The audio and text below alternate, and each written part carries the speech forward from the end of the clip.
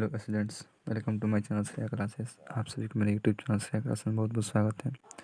जैसे कि हम लोग क्लास 10 के साइंस में फिजिक्स में जो चैप्टर नंबर 10 है प्रकाश पतन अपवर्तन, इसी टॉपिक को देख रहे थे। इसमें हम लोग इसके पहले कुछ तीन परिपाटी नियम और जो देखे थे, और आज ये दूसरा लेक्चर है। जो स्टूडेंट्स इस वीडियो को पहली बार देख रहे हैं तो वो इसके पहले वाले वीडियो को जाकर प्लेलिस्ट में ज़रूर देख लें।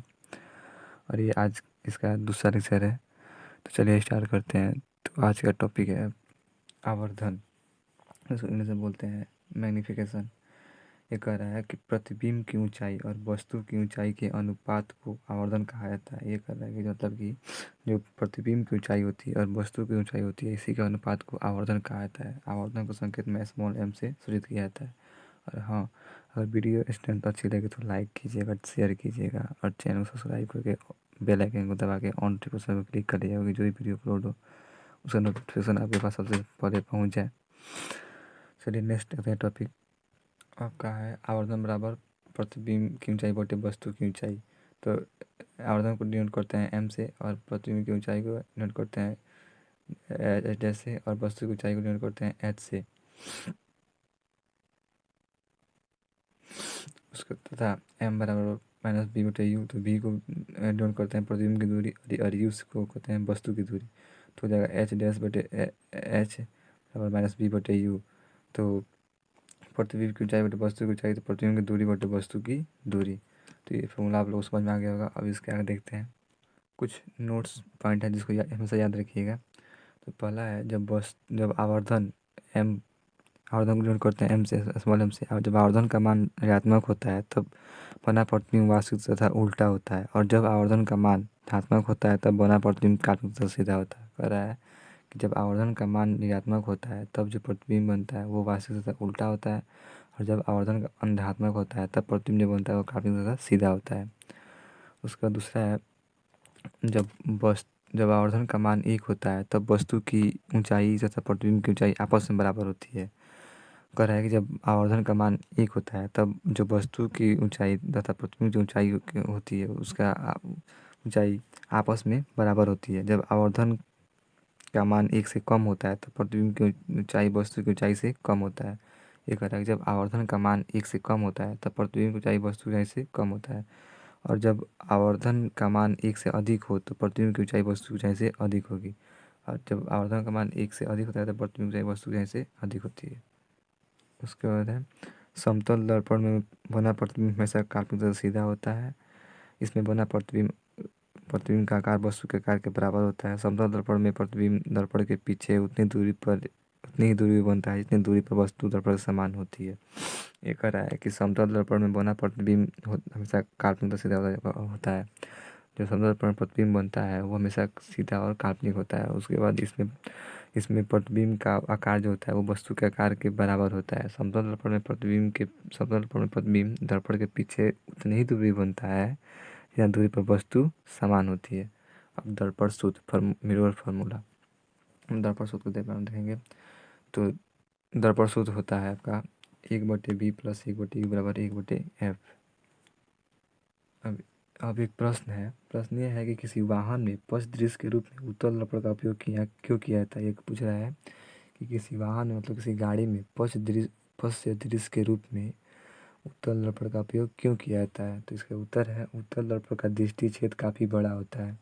जो उत्तल दर्पण का जो दृष्टि क्षेत्र है वो काफ़ी बड़ा होता है, जिसके कारण यह अत्यधिक क्षेत्र का प्रतिबिंब दर्पण बनाता है। जिसके कारण क्या करता है कि अधिक क्षेत्र का प्रतिबिंब दर्पण बनाता है। इसके द्वारा बनाया गया प्रतिबिंब हमेशा सीधा और वस्तु के आकार के अपेक्षा छोटा होता है। जो इसके द्वारा प्रतिबिंब बनता है वो हमेशा छोटा और वस्तु के आकार के अपेक्षा बनते होता है। वो प्रतिबिंब हमेशा सीधा और वस्तु के अपेक्षा छोटा होता है, जिसके कारण चालक को पीछे की तरफ दृश्य को स्पष्ट रूप से देखने में सहायता मिलती है। जिससे क्या होता है, जो चालक होता है उसको पीछे की जो वस्तु होती है उसको स्पष्ट रूप से देखने में सहायता मिलती है। यही कारण है कि किसी वाहन पर दृश्य दर्पण अर्थात साइड मिरर के रूप में उत्तल दर्पण का उपयोग किया जाता है। यही कारण है कि किसी मतलब जो गाड़ी होती है उसमें पथ दृश्य के दर्पण दर्पण अर्थात साइड मिरर के रूप में उत्तल दर्पण का प्रयोग किया जाता है। आपका नेक्स्ट टॉपिक है प्रकाश का परावर्तन, रिफ्लेक्शन ऑफ लाइट। जब प्रकाश की किरण किसी एक माध्यम से दूसरे माध्यम में प्रवेश करता है तब इसकी दिशा में होने वाले परिवर्तन को प्रकाश का परिवर्तन कहा जाता है। यहाँ पे छूट गया है तो यहाँ पे होगा इसकी दिशा में होने वाले परिवर्तन को प्रकाश का अपवर्तन कहा जाता है। ये कह रहा है कि जब प्रकाश की किरण किसी एक माध्यम से दूसरे माध्यम में प्रवेश करती है तो ये जो इसकी दिशा में होने वाला परिवर्तन होता है उसी को प्रकाश का अपवर्तन कहा जाता है। अब है प्रकाश के अपवर्तन के नियम, laws of reflection of light. तो जैसे ये पानी है, ये अपवर्तित करना, ये ऊपर से आया तो ये अपवर्तित कर रहा है। नेक्स्ट है प्रकाश के अपवर्तन के दो नियम होते हैं। जो प्रकाश होता है उसके अपवर्तन के दो नियम होते हैं, आपतित किरण अपवर्तित किरण था। आपतन बिंदु पर डाला गया लंब एक ही तल में स्थित होते हैं। ये कह रहा है कि जो आपतित किरण होते हैं और अपवर्तित किरण था, आपतन बिंदु पर जो लंब डाला जाता है वो एक ही तल में होते हैं।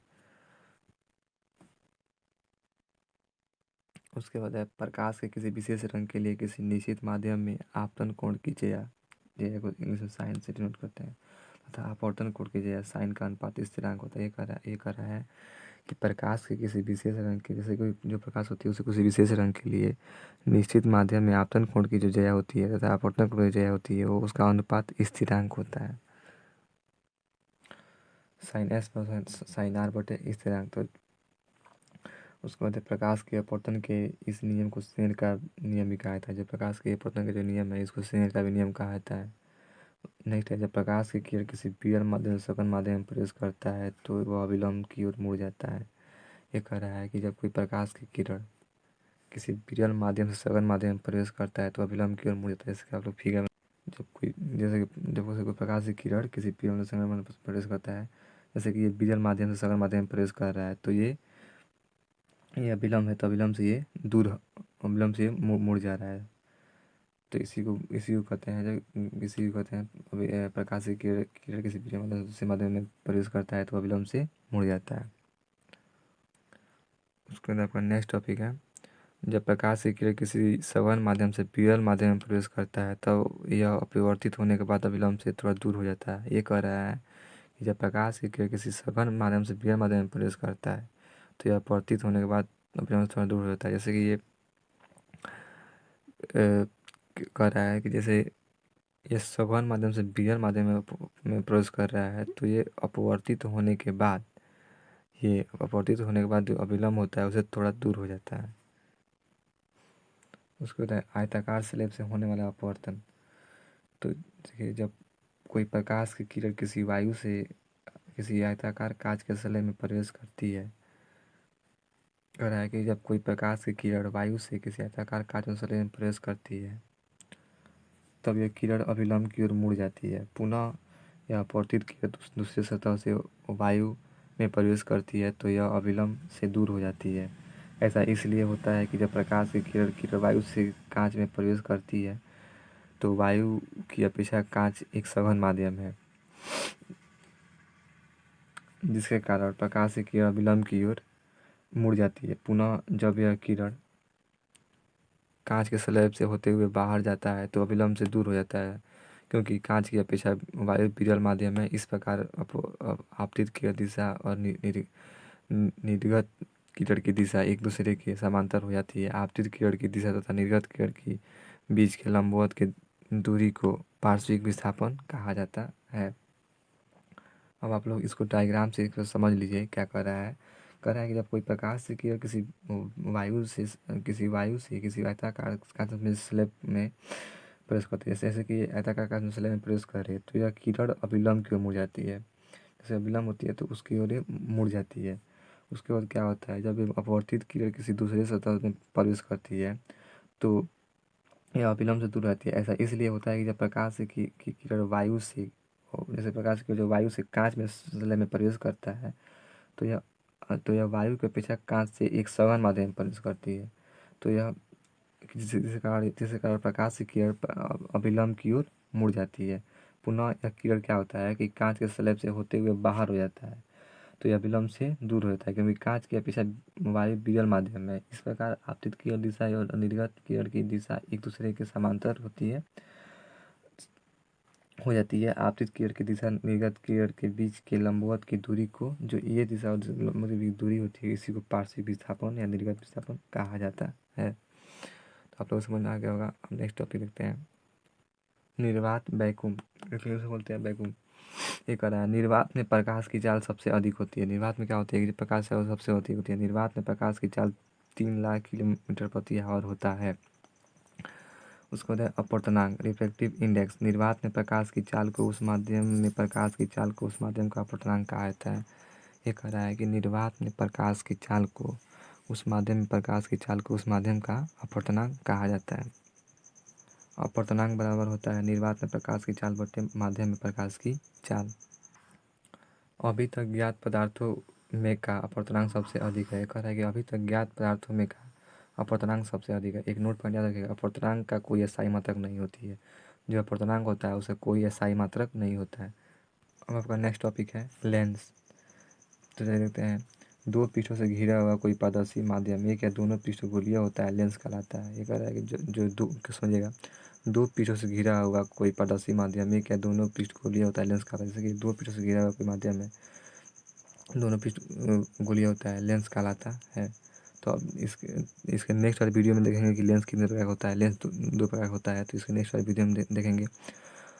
अगर वीडियो अच्छी लगे तो लाइक ज़रूर कर दीजिएगा और चैनल सब्सक्राइब करके बेल आइकन को दबा के ऑल नोटिफिकेशन में क्लिक कर लीजिएगा, क्योंकि जो भी वीडियो अपलोड हो तो उसका नोटिफिकेशन आपके पास सबसे पहले पहुंच जाए। और जो स्टूडेंट इस वीडियो को पहली बार देख रहे हैं तो वो इसके पहले वाले वीडियो को जाकर प्लेलिस्ट में देख ले। तो चलिए मिलते हैं नेक्स्ट वीडियो में, तब तक के लिए धन्यवाद। जय हिंद, जय भारत।